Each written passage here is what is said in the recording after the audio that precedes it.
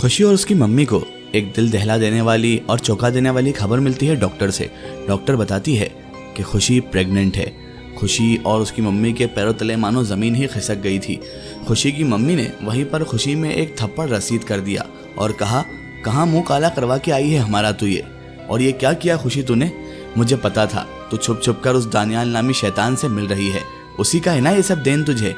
खुशी तो आंसू को संभाल नहीं पा रही थी और उसे खुद समझ में नहीं आ रहा था कि ये हमसे क्या हो गया। इतना तो खुशी और उसकी मम्मी दोनों को पता था कि खुशी प्रेग्नेंट दानियाल की वजह से ही हुई है, लेकिन अब यहाँ पर कहानी में खतरनाक मोड़ ये था कि खुशी दानियाल को बुला भी नहीं सकती थी। दानियाल उसकी अपनी जन्नती दुनिया में गया हुआ था और इधर खुशी उसकी माता पिता के सामने अकेले पड़ गई थी।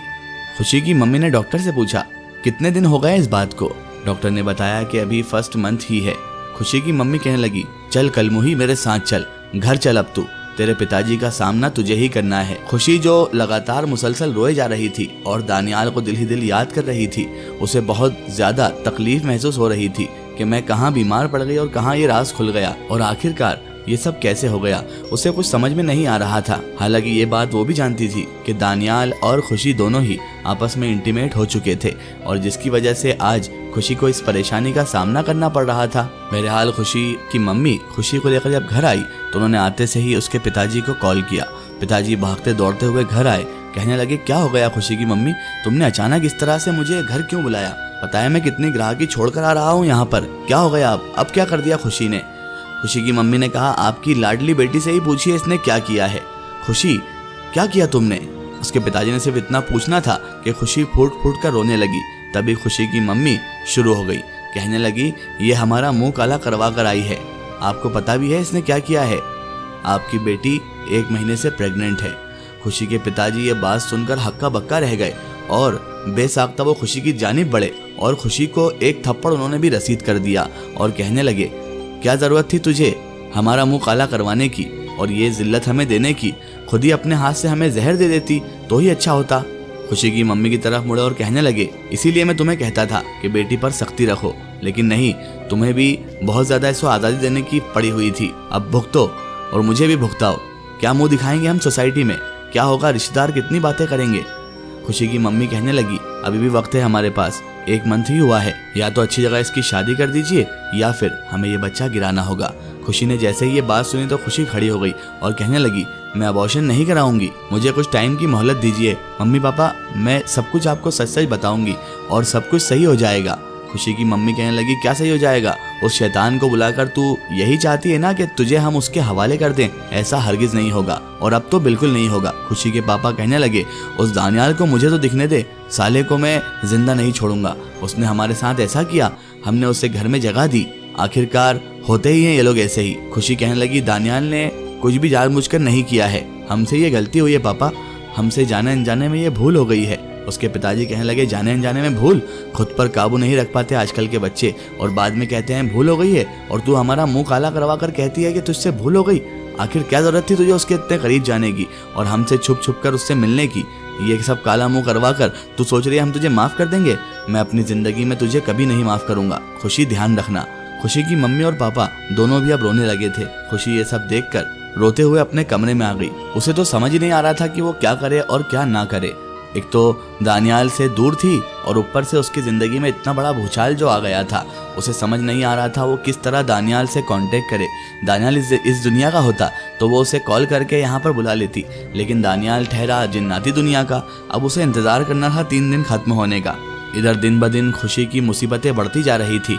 उसके मम्मी पापा ने एक रास्ता निकाल लिया था इस परेशानी से निपटने का, क्योंकि खुशी इस बच्चे को रखना चाहती थी, इसीलिए उन्होंने उसके लिए लड़का देखना शुरू कर दिया था और इमीडिएटली उन्होंने रिश्तेदार के एक लड़के से सारी बातें क्लियर करके खुशी का रिश्ता तय कर दिया। वो लड़का निहायत ही गलीज और बहुत ही बुरा इंसान था, लेकिन क्या कर सकते थे, वो खुशी को अपनाने को राजी था। इसके अलावा खुशी के माँ बाप के पास कोई चारा न था। वो लड़का निहायत ही बदतमीज, बदमाश और बद किरदार यानी बहुत कैरेक्टरलेस लड़का था, जो हर आई गई लड़की पर नज़र मारता रहता था।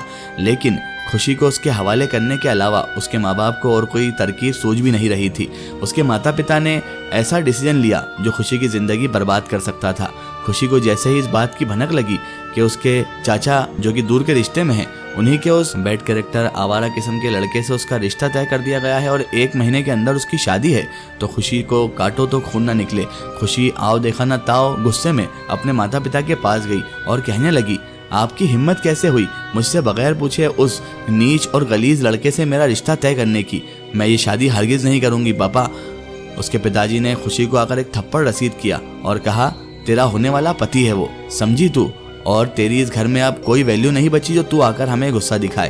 तूने ऐसा काम किया है खुशी कि तेरी राय मशवरे के लिए अब कोई जगह नहीं बची है। ना ही तेरे से कोई मशवरा लेगा, ना ही तेरे से कोई पूछेगा।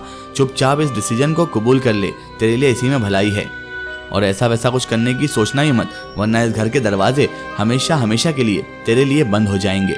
खुशी को थप्पड़ पड़ते से ही खुशी की आंखों में आंसू थे और वो कहने लगी, मम्मी पापा आपने ये अच्छा नहीं किया, कम से कम कुछ दिन तो रुकते। खुशी की मम्मी तो इस हद तक उतर आई कि उन्होंने कहा, क्यों रुक जाते थोड़े दिन, ताकि तू और दानियाल के साथ रंगरेलियां मना लेती और हमारी बची कुची इज्जत को भी पूरी सोसाइटी के सामने, रिश्तेदारों के सामने मिट्टी में मिला देती। नहीं, हरगिज ऐसा हम नहीं होने देंगे। जा चुपचाप कमरे में चली जा और अब हमें बार बार आकर परेशान मत करना, हम पहले ही तेरी वजह से बहुत बड़ी मुसीबत में है। खुशी कहने लगी, मुसीबत में? आप लोगों ने मेरी जिंदगी बर्बाद कर दी है। खुशी के माता पिता ने कहा, बेटा तूने भी हमारी जिंदगी आबाद नहीं करी, हमेशा हमेशा के लिए हमें एक दाग धब्बा देकर तू जा रही है। अब तेरी भलाई इसी में है, तू चुपचाप कमरे में जा और जो हमने फैसला किया है उसे कबूल कर ले। खुशी बेचारी रोते हुए अपने कमरे में आ गई और दानियाल को याद करने लगी। आज 4 दिन हो चुके थे, दानियाल का कोई अता पता नहीं था। खुशी बहुत ज़्यादा घबराई हुई थी कि अगर दानियाल नहीं आया और घर वालों की बात सच निकली, कहीं दानियाल ने मुझे धोखा नहीं दे दिया हो। अगर ऐसा हुआ तो मैं क्या करूँगी, इस बच्चे का क्या होगा? और अगर मेरी शादी उस गलीज उस नीच इंसान से हो गई तो मेरी जिंदगी का क्या होगा? खुशी को ये टेंशन खाए जा रही थी। रातों को खुशी को नींद नहीं आ रही थी, रोज रात को वो रो रो कर सो रही थी।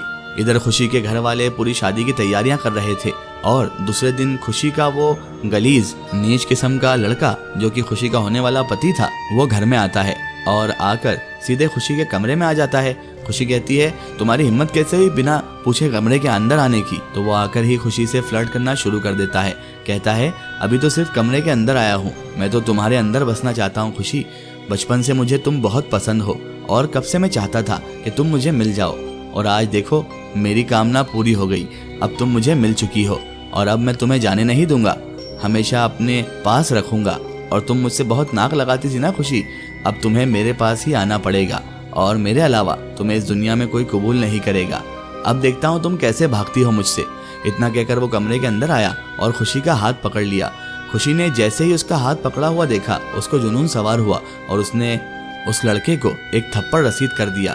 थप्पड़ जैसे ही उस लड़के के गाल पर पड़ा, उससे भी रहा नहीं गया और उसने खुशी को लगातार 3 थप्पड़ मार दिए, जिससे खुशी के गाल पर निशान हो गया। और वो कहने लगा, तुम क्या समझती हो, ये थप्पड़ खाकर मैं तुम्हें छोड़ दूंगा?